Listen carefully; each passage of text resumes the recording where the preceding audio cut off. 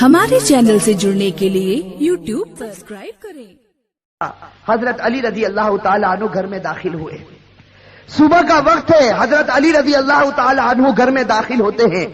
حضرت علی جب گھر میں داخل ہوتے ہیں تو عجیب و غریب حالت دیکھتے ہیں کہ فاطمہ رو رہی ہے۔ اب صبح کا وقت ہے، فاطمہ رو رہی، آنکھوں سے آنسو جاری ہے، اور حضرت علی دیکھتے ہیں کہ فاطمہ چکی پیسنے کے لیے تیار ہے، اور قریب میں پانی گرم ہو رہا ہے، اور قریب میں کپڑے رکھے ہیں جس کو دھونا ہے۔ اب حضرت علی حیران ہو جاتے ہیں کہ میں تو روزانہ صبح گھر میں آتا ہوں، لیکن کبھی میں نے یہ تو نہیں دیکھا کہ میری بیوی فاطمہ رو رہی ہو اور پانی گرم ہو رہا ہو، کہیں کپڑے دھلنے کی تیاری ہو رہی ہو، کہیں چکی پیسنے کی تیاری ہو رہی ہو۔ بس حضرت علی رضی اللہ تعالی عنہ گھبرا جاتے اور اپنی بیوی فاطمہ سے پوچھتے ہیں کہ آخر یہ کیا معاملہ، یہ صبح صبح فجر کے وقت کیا عالم ہے کہ تم رو رہی ہو اور یہ ساری چیزیں تیار ہو رہی تھی۔ روایت کے اندر ہے حضرت فاطمہ کوئی جواب نہیں دیتی۔ حضرت علی جیسے جیسے سوال کرتے فاطمہ کا رونا اور زیادہ ہو جاتا۔ حضرت علی بہت سوال کرتے اور فاطمہ دھاڑے مار کر روتی ہے۔ آخر میں حضرت علی کہتے ہیں کہ تجھے خدا کا واسطہ ہے، مجھے بتا دے تو کیوں رو رہی ہے، اور صبح میں یہ کیا حال ہے کہ پانی گرم ہوتا ہے، کہیں کپڑے دھلے جا رہے ہیں، کہیں کچھ تیاری ہو رہی، آخر کیا معاملہ ہے۔ بس حضرت فاطمہ رونے لگتی اور رو کر کہتی ہے کہ میں آپ سے کیا بتاؤں، رات کو میں نے خواب دیکھا۔ حضرت فاطمہ فرماتی ہے کہ رات کو میں نے خواب دیکھا، خواب میں میں نے میرے آقا سرکار دو عالم صلی اللہ علیہ وسلم کو دیکھا، خواب میں میں نے میرے والد نبی کو دیکھا کہ وہ کسی چیز کو تلاش کر رہے، وہ کسی چیز کو ڈھونڈ رہے ہیں۔ فاطمہ فرماتی ہے کہ میں نے خواب میں میرے والد سے پوچھا کہ اے میرے ابا جان، اے میرے نبی، تم کون سی چیز تلاش کرتے ہو، تم کس کو ڈھونڈتے ہو؟ تو میرے نبی، میرے ابا نے کہا کہ فاطمہ بیٹی میں تجھے ہی تلاش کر رہا ہوں، بیٹی میں تجھے ہی تلاش کرتا ہوں، میں تجھے ہی ڈھونڈ رہا ہوں۔ روایت کے اندر ہے کہ حضرت فاطمہ رضی اللہ تعالی عنہ یہ خواب بتاتی ہے اور اس کے بعد اپنے شوہر علی سے کہتی ہے کہ علی آج میرا یہ آخری دن ہے، میرے نبی نے، میرے والد نے مجھے بتا دیا، اب کچھ ہی دیر میں اپنے خدا کو پیاری ہونے والی ہوں، یہ میرا آخری وقت ہے۔ حضرت علی رضی اللہ تعالی عنہ دھاڑے مار کر روتے ہیں۔ روایت کے اندر ہے کہ حضرت علی پوچھتے ہیں کہ اے فاطمہ، ابھی تیرے والد کو انتقال ہوئے 6 مہینے بھی نہیں گزرے، ابھی ان کا غم ہمارے سینوں کے اندر ہے، تیرا انتقال ہو جائے گا، ہم غم کو کیسے برداشت کریں گے؟ فاطمہ جواب دیتی ہے کہ علی اپنے شوہر سے کہتی ہے کہ جس طرح میرے ابا کی وفات پر تم نے صبر کیا تھا، میری وفات پر بھی تم صبر کر لینا۔ میری ماں بہنیں، اصل بات مجھے یہ بتانی ہے کہ حضرت فاطمہ رضی اللہ تعالی عنہا کی طبیعت خراب سے خراب ہونے لگتی ہے، بخار چڑھنے لگتا ہے۔ حضرت فاطمہ چکی پیس رہی ہے، حضرت علی ان کے ہاتھوں کو پکڑ لیتے ہیں اور کہتے ہیں کہ اب یہ بس کرو، آج تمہارا آخری دن ہے، تم ہمیں چھوڑ کر جانے والی ہو، یہ چکی کو پیسنا، یہ کپڑے دھونا، یہ پانی کو گرم کرنا، یہ سب تکلیف کیوں اٹھا رہی ہو؟ فاطمہ رو کر کہنے لگتی ہے، فاطمہ رو کر کہنے لگتی ہے کہ مجھے تمہارا بھی حق ادا کرنا ہے اور مجھے میرے بیٹے حسن اور حسین کا بھی حق ادا کرنا ہے۔ میں دنیا سے چلی جاؤں گی، میں چاہتی ہوں کہ چکی پیس کر جاؤں، کپڑے دھل کر جاؤں، اپنے بچوں کو نہلا کر جاؤں، تاکہ میرے انتقال کے بعد تمہیں کسی کے سامنے ہاتھ پھیلانا نہ پڑے، تاکہ تمہیں کسی کے سامنے ہاتھ پھیلانا نہ پڑے۔ روایت کے اندر ہے کہ حضرت علی ان کو سمجھا کر کھڑا کرتے ہیں، ابھی ان کو کھڑا کرتے حضرت علی رو رہے، فاطمہ رو رہی، اتنے میں وہ پیارے بچے حسن اور حسین گھر کے اندر داخل ہوتے ہیں۔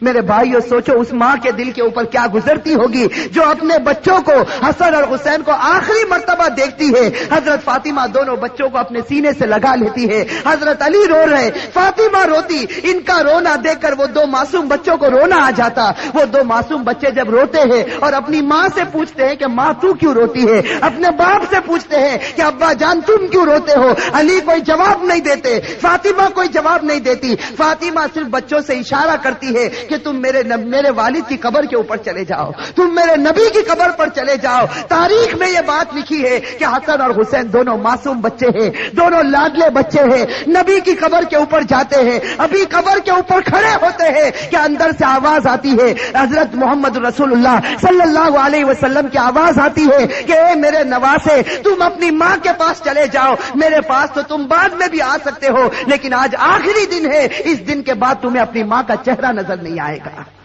میرے بھائیو سوچو ان بچوں کے اوپر کیا گزرتی. وہ بچے روتے پیٹتے گھر میں آتے دیکھتے ہیں کہ ماں بھی رو رہی, باپ بھی رو رہا. یہ دونوں بچے آ کر رونے لگتے, اپنی ماں کے گلے لگ جاتے. روایت کے اندر ہے کہ فاطمہ کا بخار اور بڑھتا ہے. شام کا وقت ہوتا ہے. اب حضرت فاطمہ کو یقین ہو جاتا کہ اب میرا انتقال ہوگا, اب میرا آخری وقت آ گیا. میری ماں بہنیں کان کھول کر سنے. حضرت فاطمہ اپنے شوہر کو قریب میں بٹھا دیتی ہے. حضرت فاطمہ علی رضی اللہ تعالی عنہ کو قریب میں بٹھاتی ہے اور حضرت فاطمہ کہتی ہے, اپنے شوہر سے کہتی ہے کہ میں 3 بات تمہارے سامنے رکھتی ہوں. میری ماں بہنیں اس بات کو سنیں اور سوچیں کہ ہم اپنی زندگی کو کیسے بدلیں. وہ فاطمہ رضی اللہ تعالی عنہا جو اللہ کے رسول کی لاڈلی تھی, وہ فاطمہ رضی اللہ تعالی عنہا جو اس امت کے واسطے اپنے پیٹ پر پتھر باندھتی تھی, وہ فاطمہ رضی اللہ تعالی عنہا پیشانی پر ہمارے نبی نے بوسا دیا, وہ فاطمہ رضی اللہ تعالی عنہا جن کے بارے میں ہمارے نبی نے کہا سیدۃ نساء اہل الجنہ فاطمہ رضی اللہ تعالی عنہا کہ جنت میں عورتوں کی اگر سردارن بنے گی تو حضرت فاطمہ رضی اللہ تعالی عنہا بنے گی. وہ فاطمہ رضی اللہ تعالی عنہا کا آخری وقت ہے, پیشانی کے اوپر پسینہ ہے, اپنے بستر پر لیٹی ہوئی ہے اور بخار بڑے زوروں کے اوپر ہے. اپنے شوہر کو قریب بٹھاتی ہے اور پہلا جملہ کہتی ہے, حضرت علی سے کہتی ہے, ان کے شوہر ہے قریب میں, معصوم بچے بیٹھے رو رہے, کبھی اپنی ماں کا منہ دیکھتے ہیں, کبھی اپنے باپ کا منہ دیکھتے ہیں. حضرت فاطمہ اپنے شوہر سے کہتی ہے کہ علی معلوم نہیں تمہارے نکاح میں آنے کے بعد میری طرف سے تم کو کتنی تکلیف پہنچی ہوگی. فاطمہ کہہ رہی کہ اے میرے شوہر معلوم نہیں جب سے میں تمہاری نکاح میں آئی ہوں معلوم نہیں میری وجہ سے تم کو کتنا دکھ اٹھانا پڑا ہوگا, تم کو میری وجہ سے کتنی تکلیف اٹھانی پڑی ہوگی. فاطمہ کہتی ہے اے میرے شوہر خدا کے واسطے میرے مرنے سے پہلے مجھے معاف کر دے. اپنے شوہر سے کہتی ہے کہ میرے مرنے سے پہلے مجھے معاف کر دے تاکہ قیامت کے میدان میں مجھے میرے نبی کے سامنے ذلیل نہ ہونا پڑے, مجھے میرے والد کے سامنے رسوا نہ ہونا پڑے. اے میرے شوہر میں نے تیرے حق میں کوتاہی کی, میں نے تیرے حق میں غلطی کی, میری طرف سے تجھے دکھ پہنچا ہے, اے میرے شوہر مجھے معاف کر دے. روایت میں ہے کہ علی دھاڑے مار کر رونے لگتے, فاطمہ کے سر پر ہاتھ پھیرتے اور کہنے لگتے فاطمہ تو غم مت کر, آج فکر میں کرتا ہوں کہ تو نبی کی بیٹی تھی لیکن میں تیرا حق ادا نہ کر سکا. تو نبی کی بیٹی تھی میں تیرا حق ادا نہ کر سکا. اور اس کے بعد علی ایک لمبی سانس لے کر رو کر کہتے ہیں کہ فاطمہ مجھے معلوم ہے جب سے تو میرے گھر پر آئی ہے تجھے 2 وقت کی روٹی کبھی نصیب نہیں ہوئی ہے. میرے بھائیو روایت کے اندر ہے کہ فاطمہ رضی اللہ تعالی عنہا دھاڑے مار کر روتی ہے اور کہتی ہے, ایک دوسری بات کہتی ہے کہ میرے شوہر میرے انتقال کے بعد تمہیں جس عورت کے ساتھ نکاح کرنا ہو کر لینا. فاطمہ کہتی ہے میرے انتقال کے بعد جس عورت کے ساتھ نکاح کرنا ہو کر لینا. اس کے بعد اپنے پیارے بیٹے حسن اور حسین کی طرف کر کے کہتی ہے, اور حسین کی طرف اشارہ کر کہتی ہے کہ علی کے ساتھ نکاح کرنا ہو نکاح کرنا, لیکن ایک رات میرے ان بچوں کے پاس بھی گزارنا. یہ معصوم ہے, یہ اپنا اچھا اور برا نہیں سمجھتے, جب یہ بالغ ہو جائے تو ان کو خدا کے حوالے کر دینا. اور تیسری بات میری ماں بہنیں کان کھول کر سنیں, یہ ہمارے نبی کی بیٹی کی آخری وصیت, ہمارے نبی کی لاڈلی بیٹی کی آخری وصیت. حضرت فاطمہ رضی اللہ تعالی عنہا فرماتی ہے کہ اے میرے شوہر, حضرت علی سے کہتی ہے کہ میرے شوہر جب میرا انتقال ہو جائے تو کسی کو نہ بلانا, جب میرا انتقال ہو جائے, جب میری وفات ہو جائے کسی کو نہ بلانا. حضرت علی بڑے جوش میں آ جاتے اور کہتے ہیں کہ تو نبی کی بیٹی ہے اور تو کہتی کسی کو نہ بلانا. میں تو سارے مدینے والوں کو بلاؤں گا, میں انصار کو بلاؤں گا, میں مہاجرین کو بلاؤں گا, میں پورے مدینے کو تیرے جنازے میں جمع کر دوں گا. حضرت فاطمہ اشارے سے کہتی ہے کہ نہیں, میرے جنازے میں کسی کو نہ بلانا, میرے جنازے میں صرف تم ہوں گے اور میرے یہ 2 معصوم بیٹے ہوں گے, ان کے سوا میرے جنازے میں کوئی نہ آئے. حضرت علی آخر وجہ کیا ہے؟ حضرت فاطمہ رونے لگتی اور رو کر کہنے لگتی ہے کہ میرے والد نے مجھ سے کہا تھا کہ بیٹی پردے میں رہنا, میرے والد نے مجھ سے کہا تھا بیٹی پردے میں رہنا, میں نے میری والد کی بات کو پورا کر لیا. زندگی میں کسی مرد نے میرے بدن کو نہیں دیکھا, میں چاہتی ہوں کہ موت کے بعد بھی کوئی میرے بدن کو نہ دیکھے, میں چاہتی ہوں موت کے بعد بھی کوئی غیر آدمی میرے جسم کی طرف نگاہ نہ اٹھائے. میری ماں بہنیں آج اسی بات سے ہمیں شرم آتی ہے. آج ہماری ماں بہنوں کو کہا جائے کہ بھائی پردہ کر لو, اور ہمارے جوانوں کو کہا جائے کہ تیرا چہرہ ایسا بنا دے جو چہرہ تیرے نبی کا تھا, تو میرے بھائیوں ہمیں پسند آتا ہے؟ میرے بھائیوں ہمارے جوانوں سے پوچھو کہ بھائی چہرے پر داڑھی رکھ لے، ہماری ماں بہنوں کو کہو پردہ کر لے، میرے بھائیوں یہ ہمیں پسند نہیں آتا۔ بتاؤ اگر نبی سے سچی محبت ہوتی، فاطمہ سے سچی محبت ہوتی تو فاطمہ کی آخری وصیت ہے کہ زندگی میں کسی نے میرے بدن کو نہیں دیکھا، میں چاہتی ہوں کہ موت کے بعد بھی کوئی میرے بدن کو نہ دیکھے۔ روایت کے اندر ہے یہ تین باتیں کہہ کر فاطمہ ایک عجیب و غریب جملہ کہتی ہے اور ہمیشہ کے لیے خدا کو پیاری ہو جاتی۔ آخری جملہ حضرت علی سے کہتی ہے کہ علی آج میں نے روزہ رکھا ہے۔ میرے بھائیو سنو، حضرت فاطمہ کہتی ہے کہ علی آج میں نے روزہ رکھا ہے، خواب میں میرے والد میرے نبی نے مجھ سے کہا تھا کہ سحری علی کے دسترخوان پر کرنا، افطار انشاءاللہ میرے دسترخوان پر ہوگا۔